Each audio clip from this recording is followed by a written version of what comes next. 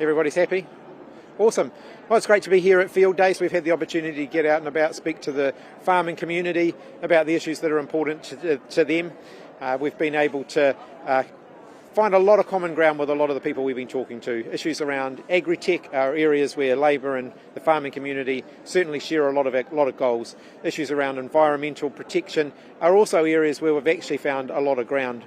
Conservation, pest control, wilding pines eradication, these are all issues where we are in agreement.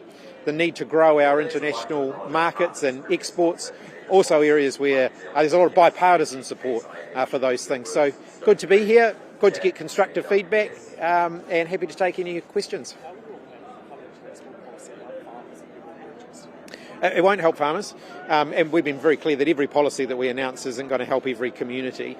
The big issue around public transport that farmers have been raising is around rural school bus services, and we are looking very closely at that, so we will have a policy announcement on that before the election, because this government are really messing up rural school bus services, and there's a big amount of feedback from the rural community about that. So that's something that we've taken away from them that we'll be looking very closely at.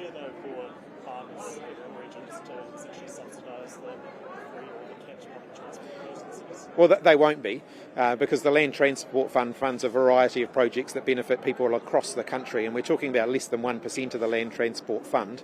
The Land Transport Fund also funds rural road maintenance through the money that's redirected to local government. It funds highway maintenance. It funds a lot of transport projects that the rural communities benefit enormously from.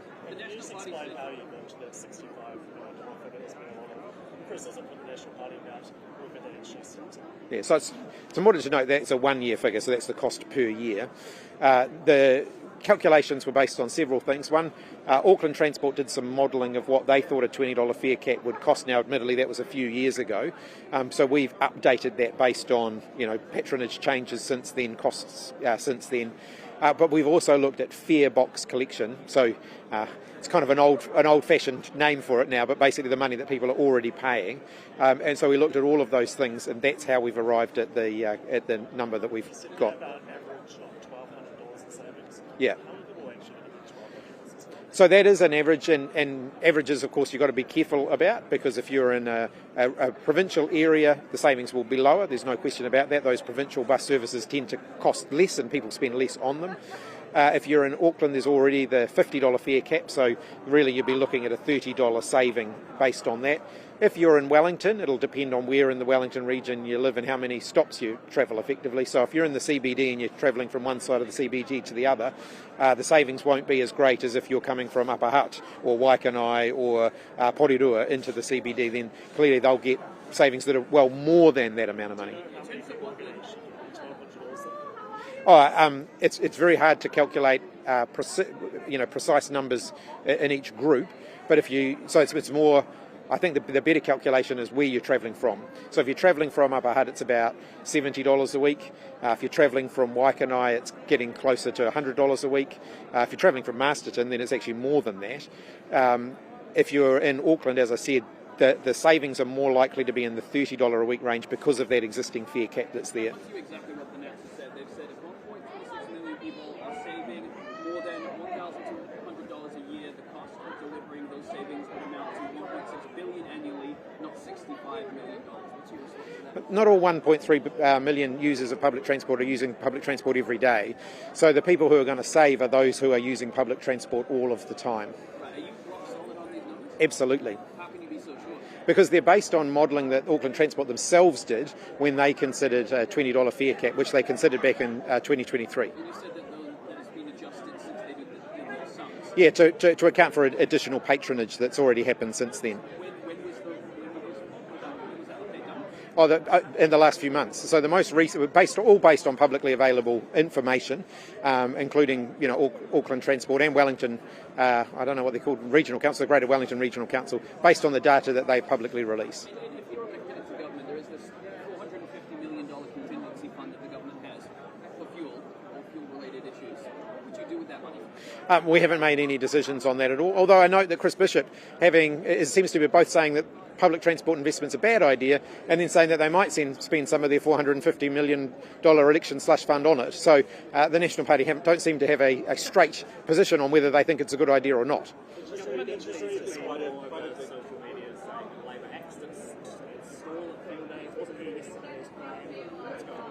We chose not to have a stall this year at all because we decided that we got a big team here, but we decided that we actually get more engagement with people by getting out and about and walking around. So rather than being over in the corner by ourselves, which seems to be where David Seymour's hanging out, we're actually out and about amongst the people and talking to people. Stability in decision making as much as possible, a bit more predictability. They want to know that there's a good working relationship. Even, we've always been very realistic about coming to field days, that there's, clearly a lot of people who vote on the other side of the political spectrum here. But they want to know that if there's a change of government, that they can still have a good constructive working relationship with us. And that's what I'm committed to.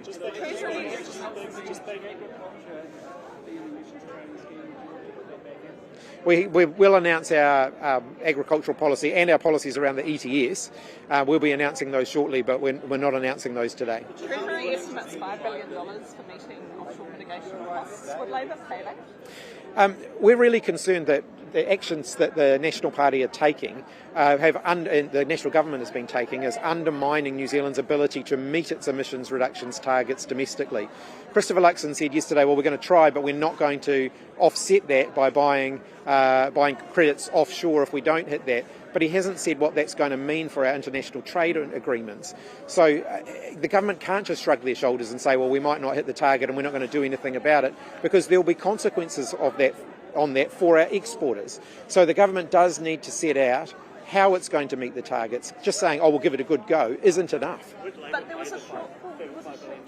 Our goal is to meet the targets domestically within New Zealand. We do believe that's possible, but it's going to require a more active stance from government. So when they wound back things like GIDI, the government investment in decarbonising industry, when they wound back the stuff we were doing in road transport around lowering the emissions from road transport, and doing things like importing LNG, all of these things actually get us further away from those targets, not closer to them. So just to be really clear, you don't want to pay for offshore mitigation either? The goal should be to spend any investment that we need to spend to meet our obligations. The goal should be to spend that money here in New Zealand. But there was a shortfall. We believe it's still possible to meet those emissions reductions targets domestically, but we don't think the current government policy settings are going to achieve that. So when we set out our own policy in this area, you'll see that there will be a more active stance for government so that we can meet those targets. We don't want to send money offshore, but I'm not going to stand here and say, look, we're not going to send money offshore and we're not going to do anything to meet our targets. We actually have to meet our targets in order to ensure that we don't send money offshore. But there was a shortfall under the last government. Look, farmers have been making an enormous amount of progress and they do deserve credit for that.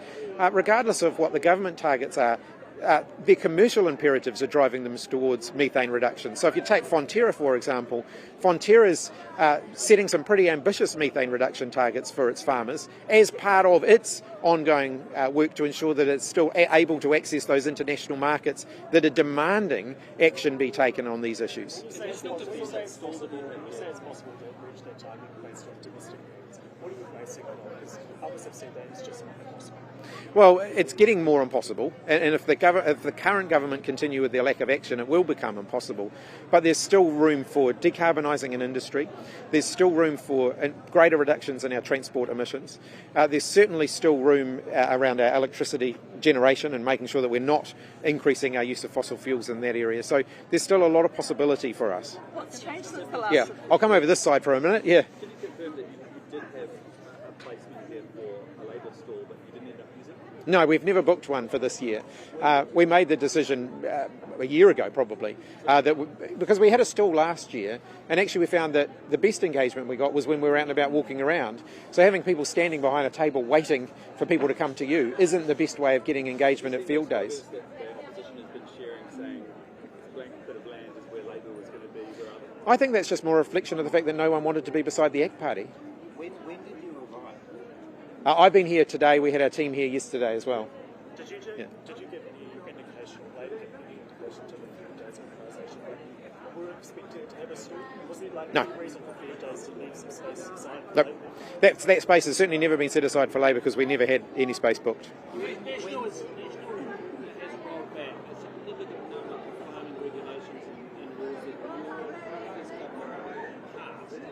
Regulation, intensive grazing, fencing, obviously the ETS, national policy statements, because farmers are regulated. Will you bring any of those back? We're not setting out our agriculture policy today. Well, because we're still working through it. And actually, if you look at, say, the Federated Farmers, they released their manifesto yesterday or the day before yesterday, and there's an awful lot of common ground in there, and we do want to have that opportunity to engage with farmers as we continue to finalise our agriculture manifesto. You announce it at Fieldays so farmers can get a sense, because you're saying you're going to provide stability, but they don't know. Well, because we're here in the spirit of partnership, we're here to listen. Can you give us any indication of what the priorities might be? As I indicated in my opening remarks, there's a lot of common ground in areas around environmental protection and conservation, pest control and pest eradication, around agri-technology and the need to continue to invest in R&D. These are all areas where you'll find a lot of common ground. A lot of the social service area issues that are raised by the rural community, so I mentioned school buses, but also access to medical care is an issue that's been raised quite a bit by rural communities. That's an area where you can expect to see quite an emphasis from us. We really hear that concern around access to medical care in rural communities, around mental health support in rural communities as well. So there's a lot of common ground. There are, I know that people are probably the two contentious areas people want to hear from us are around methane and water, and they will do that in due course. Is the Labour Party pushing the farming vote? Absolutely not. But, the farming vote, if you think about agriculture supports about 350,000 jobs across the country, more than 350,000 jobs across the country. And that represents an entire spectrum of the New Zealand workforce, from people who are doing quite low minimum wage jobs through to people who own very large farms and people who are in very large corporate entities. So we have to engage right the way across the spectrum. I haven't counted them, but there's a lot of them here, and a lot of our local candidates too. Chris, Yeah, plenty. I think the whole country wants to know when you're actually going to release your policy. Yeah, so we've been starting to release policy. We made a policy announcement yesterday. So we'll be doing.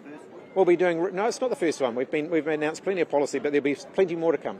Well, when are we going to see the whole thing? Because, I think the country would like to know what Labour is intending Yeah. to do. Well, the election campaign hasn't even started yet, but people will know. People will know by election day what the policies are. Campaign has started.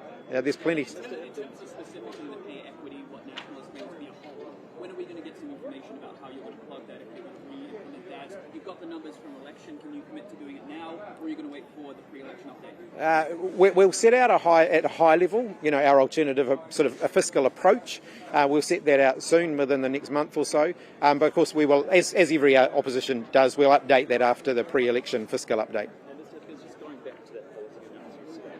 So there are some big differences between what some are estimating per year in fuel costs. So you're saying $65 million per year. Some estimates are $2 million a year. How is there such a big discrepancy? Well, they should release their own costings, and then we're happy to look at them. But we've based it on the costings that Auckland Transport themselves did, and the fare box collections of what actually the transport operators are collecting. Bearing in mind too, as I said, that there's a lot of different things that go into that, including the length of the journeys that people take, how many people are commuting for how long, the capacity that exists within the existing networks, and so on. Do you worry that this might be a little bit too underestimating that? No, I'm confident that we'll be able to do that, and certainly within the the envelope that we've set within the Land Transport Fund. Chris, there seems to be a lot of Labour voters in particular who are very disturbed about the fact that they have no idea what Labour is intending to do. But There is almost no information in the public about what you intend to do. And this is obviously a very consequential year for the election. we intend to establish a future fund that's going to help to grow jobs in New Zealand. We intend to introduce a targeted capital gains tax. We intend to provide 3 free doctors' visits. We intend to cap public transport. We intend to make sure that cervical screening is available free. We intend to make sure that New Zealand is not part of the AUKUS arrangement. We intend to reintroduce fair pay agreements. All of these are policies that we've already announced. In terms of that fiscal update that you've got, Plenty. in terms of that fiscal update that you've got, will that contain any gains tax policy after any sort of revisitation of how that was? Well, the government's budget update, so the forecast in the budget, indicate to us that the capital gains tax is still, the costings that we've done, which we deliberately made very conservative, are still within the forecasts of the budget in terms of house price growth. So I think the government's own numbers are indicating house price growth is still higher than what we had estimated in the capital gains tax calculations. Bringing as much revenue. I mean, it's lower than the previous estimates. Will your doctors' visits policy remain the same? Well, no, as I said, we calculate, I think the budget update suggests 4%, or somewhere around about 4% house price growth. Our costings for the CGT were always based on 3% because we costed it low to ensure that if house prices did stagnate or go down, that we wouldn't find ourselves in a position where we had to re-estimate that. Still, economists think 4% is still pretty rosy. Well, then that brings into question the accuracy of the government's budget. What was it that you had to prove for they forecast house prices will be even lower?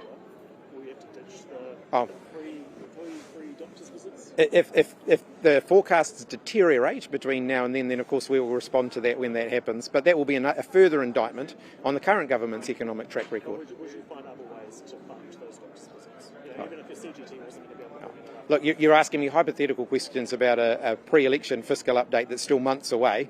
We'll obviously respond to that when it is released. Just going back to offshore Yeah. mitigation quickly. The last time Labour was in power, there was still a shortfall. There's always been a shortfall in making up that target. Even with Giddy, the policies that Labour's talked about bringing back.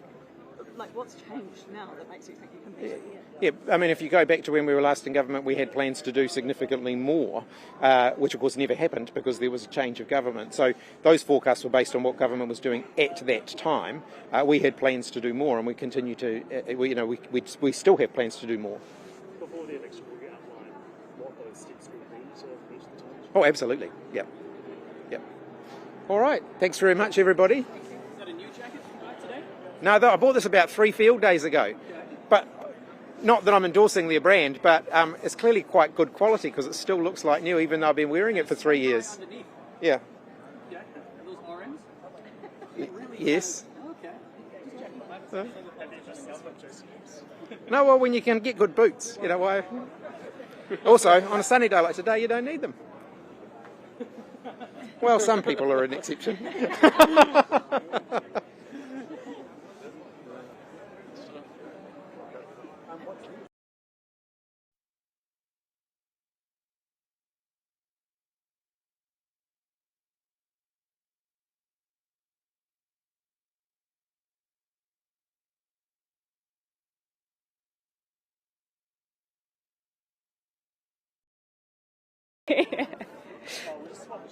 Oh, yeah. You want to stop us? Nervous? Easy as. Do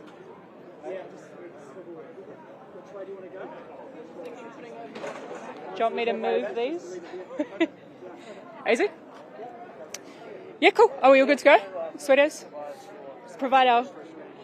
Yeah, look, we all have seen that Treasury has finally just updated all of us subsequent to the budget on the potential cost of meeting offshore mitigation obligations under the nationally determined contribution under the Paris Agreement out to 2030. And this is something which Treasury has provided transparency on as a result of our consistent pressure at particularly Finance and Expenditure Select Committee. It was an undertaking that Ian Rennie, obviously Head of Treasury, made to me last year, I believe, to publish these documents around the budget. So when we saw that there wasn't a heck of a lot of detail in the budget documents, we knew that more would be coming, and that's been released today. We currently have a situation where we have a Minister of Finance and a Prime Minister who continue to tell the country with a straight face that they are committed to meeting our nationally determined contribution out to 2030. We have known for the better part of a decade that doing so will entail offshore mitigation, purchase of offshore credits effectively, paying other countries to reduce their emissions. We've also known that the scale of that cost is only going to increase with every cut to domestic climate action, which obviously this government has taken a shred or two since they came to office. This government is also simultaneously saying that they are not going to send any money offshore to meet our nationally determined contributions. These things do not add up. It is simply impossible, in a nutshell, for this government to say that they are going to meet the nationally determined contribution, but that they are also not going to pay for that offshore mitigation, the bill for which they only increase every time they take a cut to domestic climate action. Quite a bit of pressure, mainly from these two blokes here. The Prime Minister this morning Yeah. on that very issue, essentially saying cost of shrugging his and say, Yeah. oh yeah, we'll figure it out. What Yeah. do you make of that? If the Green Party were to say that we have a commitment that we are not budgeting for, you guys would laugh us out of town. This is the party who likes to hold themselves out as being good economic managers who cannot show us the money when it comes to meeting these climate obligations, which they keep telling us they are committed to meeting. And look, this doesn't only have ramifications for the literal climate necessary for life on Earth as we know it, but also for our trade agreements. If these guys are banking on not meeting this and making us a pariah internationally, then they also need to be open and honest with the New Zealanders that that is their intention.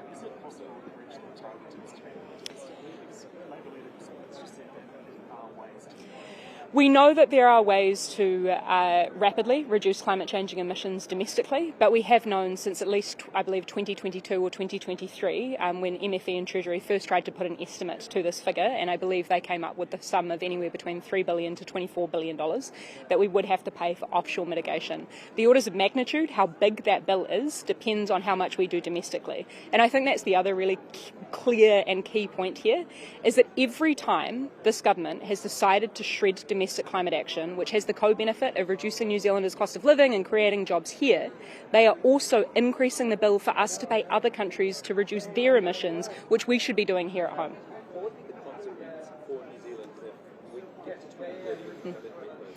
Well, there's really only two things that could possibly happen. Either we stand by our commitments, as the national leader has continued to say he intends to do, by which we then end up paying billions of dollars offshore, a bill that only increases every time Luxon cuts domestic climate action. Or they decide that we're not going to meet our commitments, which they've spent the last few years telling us they are going to meet, which then in turn has massive ramifications for our free trade agreements, our export markets, and for our international reputation as a stable and consistent and principled player.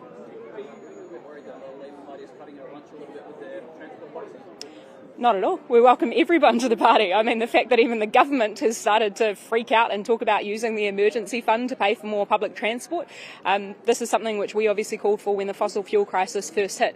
And may I just remind everybody that we actually agreed with the Prime Minister when 2 or so months ago, as the fossil fuel crisis was first starting to hit, he stood up and boldly declared that hope is not a plan. At exactly the same time, his Energy Minister was literally cancelling the energy plan necessary to coordinate our economy and industry towards renewable energy generation. We'll have more to say about our transport policy in the not too distant future. But look, I think it is awesome. I think it is awesome that political parties right now are seemingly competing on making it more efficient and cheaper for New Zealanders to get around. That is a good thing. Sorry? We don't quite have the resources of other political parties who also have the ability to poll and focus group seemingly every single week. And honestly, just the nonsense that I've seen playing out as a result of that, I just think New Zealanders deserve all political parties being focused on what really matters. We've had some really good yarns with people. It might surprise all of you to learn that the Greens and farmers actually have a lot in common. We care about each other and the planet that we live on. Well, we've heard that people want to ensure security of our local food supply. We've also had a lot of conversations with people about better education, particularly pathways for our young people to get into taking over farming and agriculture. We've also heard very loud and clear that if we want a sustainable food and fibre sector, then we need to ensure the government needs to step in to the breach when it comes to finishing those products here onshore. And we've seen, if you want to talk about primary industries and the kind of manufacturing and finishing, then you only need to look at the closure of the pulp and paper mill in Tokoroa. You need to look at, McCain's Waddy's factory closure in Hawke's Bay, which Steve has been really heavily involved in. We need to join the dots here. We need to have an energy strategy that actually works to reduce people's cost of living and power bills, and that keeps industry that needs to be here. Awesome. Thanks so much, guys.